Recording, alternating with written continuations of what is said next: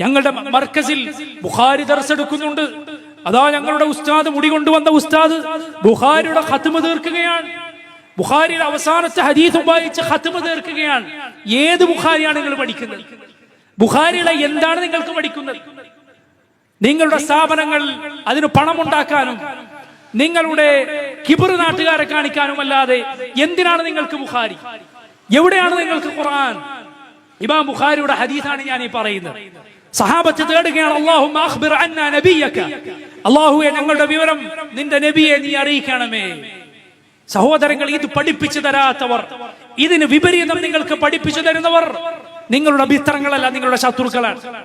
നിങ്ങളുടെ ശത്രുക്കളാണവർ. അവർ ഈ സമുദായത്തിന് വേണ്ടി ഒന്നും ചെയ്തിട്ടില്ല.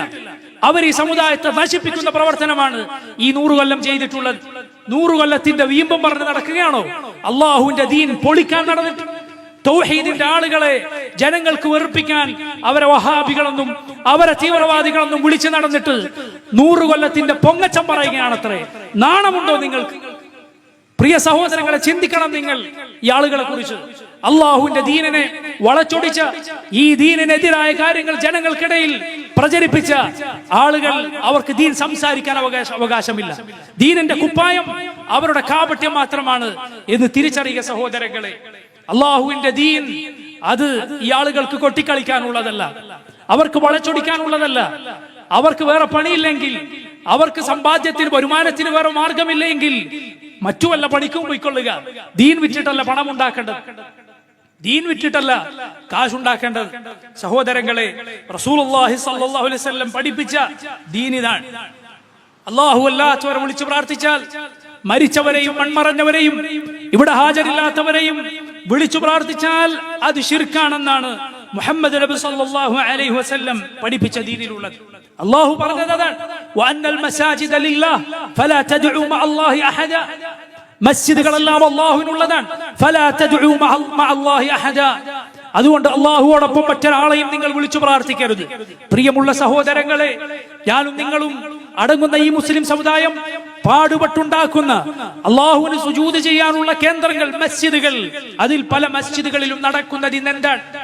നമ്മുടെ ആരാധനയുടെ കേന്ദ്രങ്ങളുടെ പേര് തന്നെ മസ്ജിദ് എന്നാണ്, സുജൂദിന്റെ സ്ഥലം എന്നാണ്. അള്ളാഹുവിന് മാത്രം സുജൂദ് ചെയ്യാൻ, അവരോടൊപ്പം നിങ്ങൾ ആരെയും വിളിച്ചു പ്രാർത്ഥിക്കരുതെന്ന് അള്ളാഹു പറഞ്ഞ കൽപ്പന നടപ്പിലാക്കാൻ നമ്മൾ പണിതുയർത്തിയിട്ടുള്ള പള്ളികൾ, അവിടെ എന്താണ് നടക്കുന്നത്? അവിടെയാണ് എല്ലാ തോന്നിവാസവും ഈ ആളുകൾ നടത്തിക്കൊണ്ടിരിക്കുന്നത്. പല മസ്ജിദുകളുടെയും സ്ഥിതി ഇതാണ്. അവിടെ മാസാന്തം മൗലിദുകളാണ്,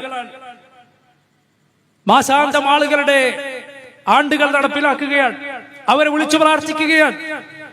ഇങ്ങനെ അള്ളാഹുവിന്റെ ദീനിലില്ലാത്ത കാര്യങ്ങൾ ഖുതുബിയ്യത്ത് നടപ്പിലാക്കുകയാണ്, മൗലിദുകൾ ചൊല്ലുകയാണ്, അവിടെ ശിർക്കിന്റെ കേന്ദ്രമാക്കി മാറ്റുകയാണ്. മുസ്ലിം സഹോദരങ്ങളെ അനുവദിക്കാൻ പാടില്ല.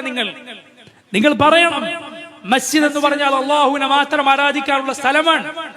അള്ളാഹു അല്ലാത്തവർ വിളിച്ചു പ്രാർത്ഥിക്കുന്ന മൗലിദുകളോ മാലകളോ ബുർദകളോ അത് അള്ളാഹുവിനെ ഇബാദത്ത് ചെയ്യാനുള്ള സ്ഥലങ്ങളിൽ പാടാനോ ചൊല്ലാനോ പാടില്ല, ഒരിടത്തും പാടില്ല എന്ന് പറയേണ്ടവരാണ് സഹോദരങ്ങളെ നമ്മൾ.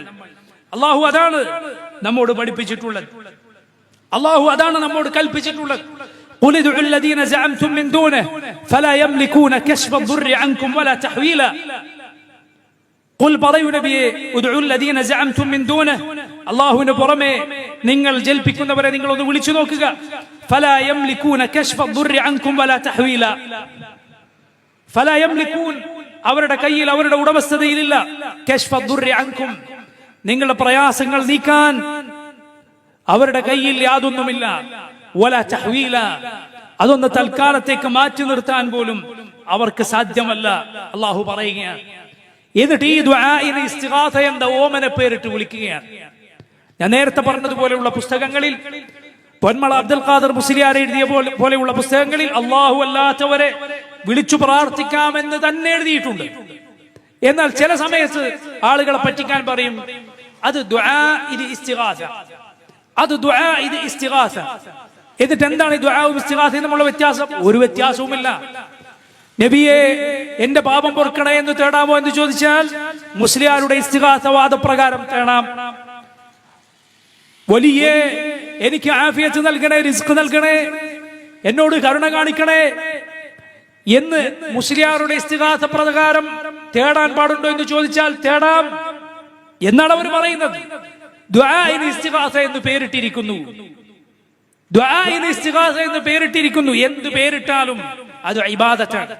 അള്ളാഹുവിനോട് നടത്തിയാൽ അത് ഇബാദത്താണോ എങ്കിൽ മറ്റുള്ളവരോട് നടത്തിയാൽ അതും ഇബാദത്താണ്. അതോടെ അള്ളാഹു അല്ലാത്തവർക്ക് ഇബാദത്ത് ചെയ്ത മുശ്രിക്കുകളായി നമ്മൾ മാറിപ്പോകും, ശിർക്ക് ചെയ്തവരായി നമ്മൾ മാറിപ്പോകും. ശ്രദ്ധിക്കുക സഹോദരങ്ങളെ, നമ്മുടെ ഇസ്ലാമിൽ നമ്മൾ ഉറച്ചു നിൽക്കുക, ശിർക്കിൽ ഒരിക്കലും അകപ്പെട്ടു പോകാതിരിക്കാൻ നമ്മൾ ശ്രദ്ധിക്കുക.